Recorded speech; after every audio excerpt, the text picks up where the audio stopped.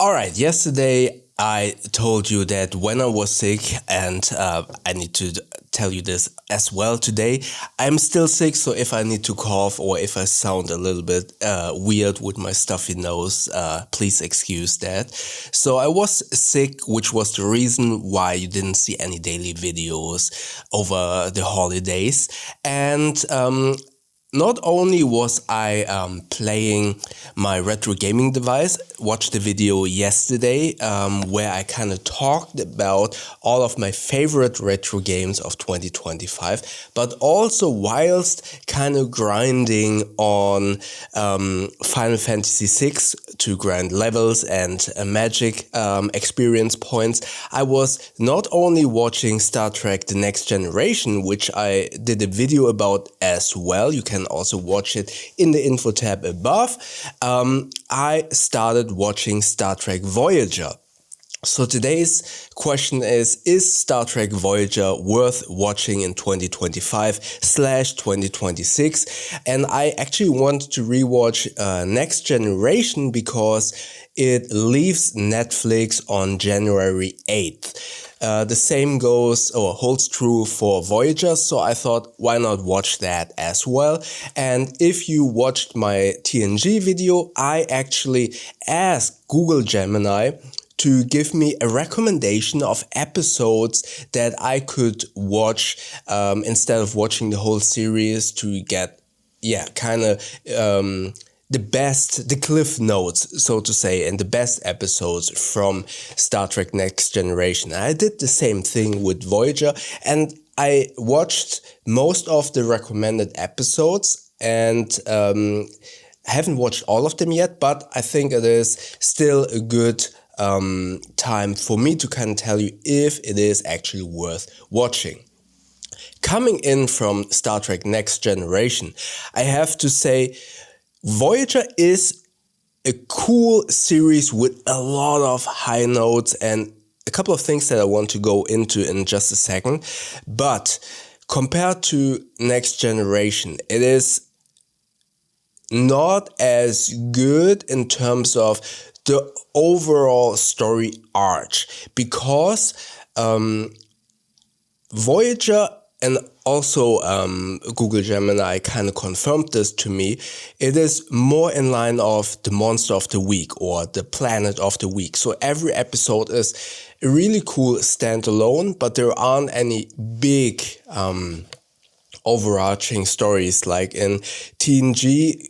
Gemini was actually having a much easier time to kind of tell me, oh, okay, you want to see the Borg timeline, or you want to watch the Q storyline, or you want to see what Worf is doing and stuff like that, or how the Romulan War is kind of developing and stuff like that. Voyager is, more like small little bits and pieces. Yes, there are storylines, but they are not as like huge comparatively.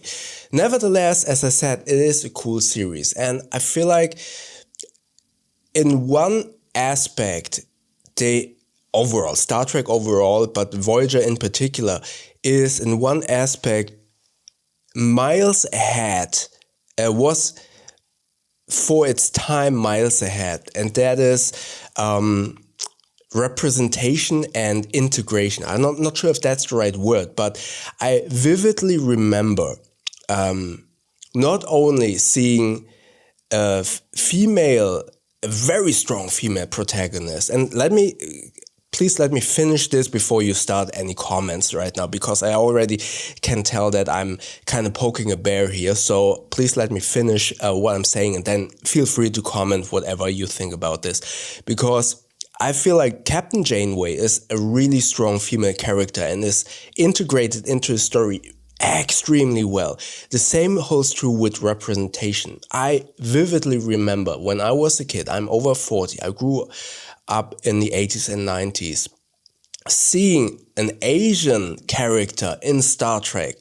As a kid watching this, it was amazing. I felt really, really cool seeing Harry Kim as an Asian being in Star Trek. And overall, I feel like Star Trek overall, but Voyager in particular does a really cool job to kind of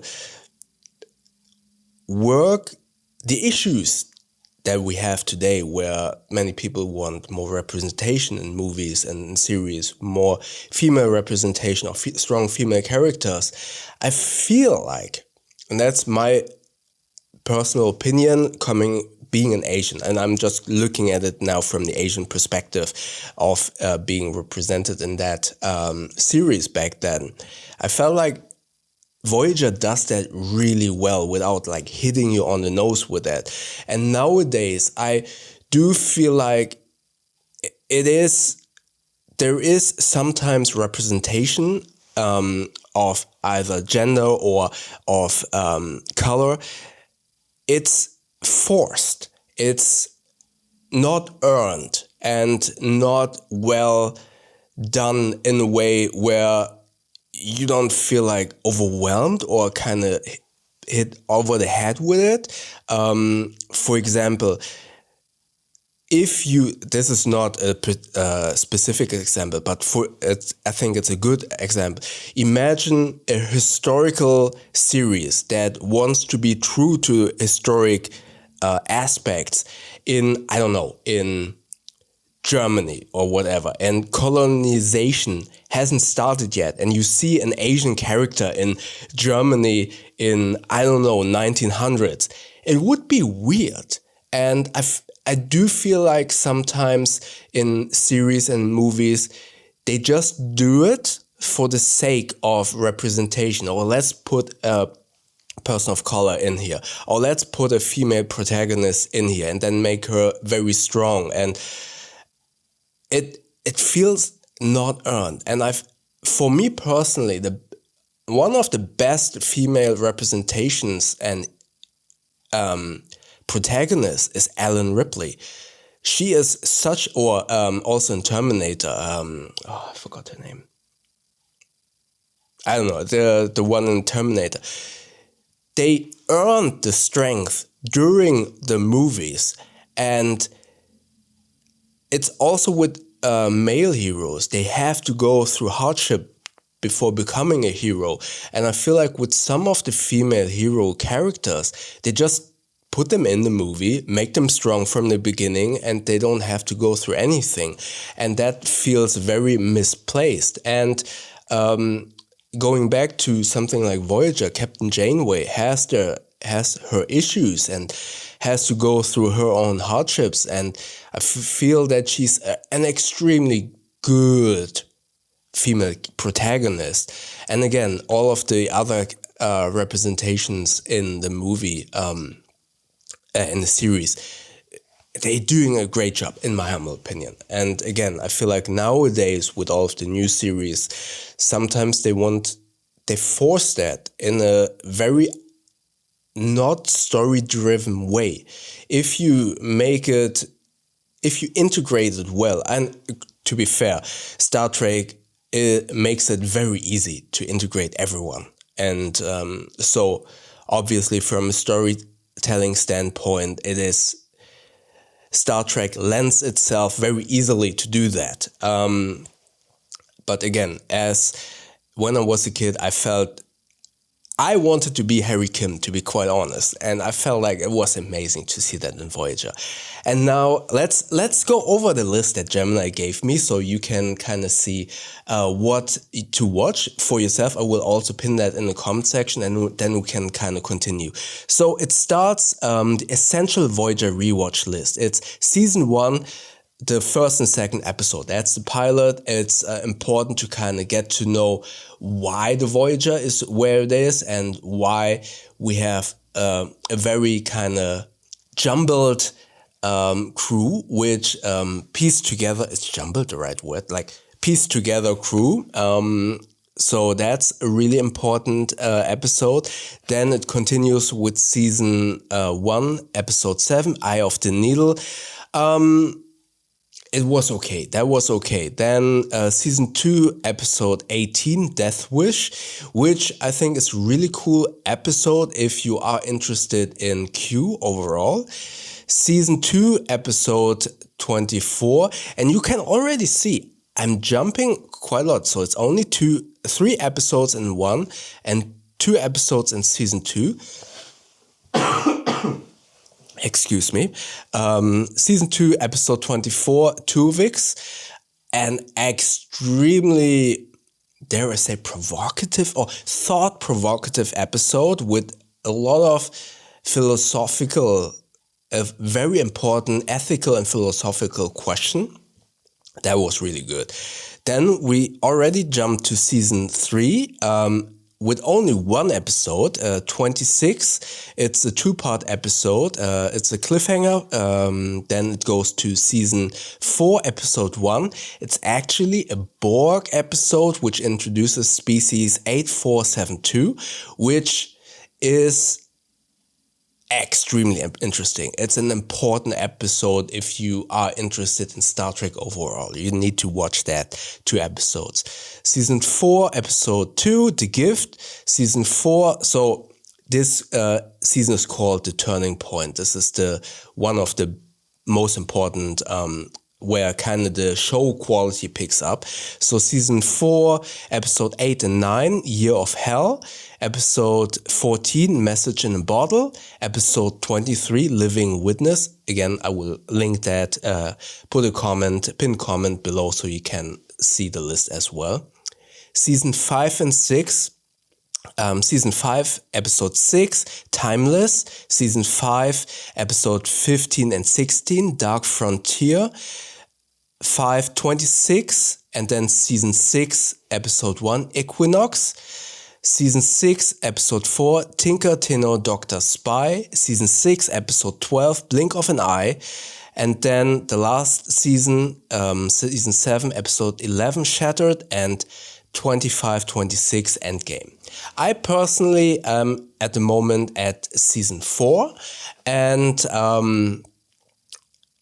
as you just saw or heard, there is a lot of episodes missing, and that is kind of underlining what I was saying previously, that Voyager is more of Planet of the Week kind of style of series where you have single episodes that are just standalone and there is no big story arc.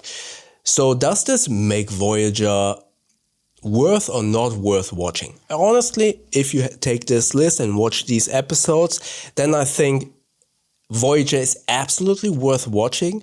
You do need to kind of, I would say, push through season 1 and 2. And I mean, it's only 4 episodes, including the 2 episode pilot in season 1. If you push through those, it picks up really good afterwards.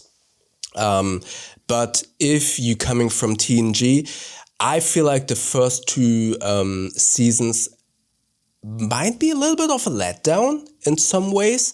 And you will kind of think, oh, do I really want to spend time? Again, if you take this list and push through the first 4 episodes, I think you're golden and it is totally worth it. But if you want more of a bigger story arc, which I also want to watch afterwards, hopefully I will find a streaming service that will pick up a Star Trek DS9. I think DS9 is a little bit better. I from my memory, I want to rewatch that as well, because that is more of the new way, in air quotes, how series are developed nowadays. So it's not episodic, it's not Planet of the Week style, but rather like a continuous story over a whole season.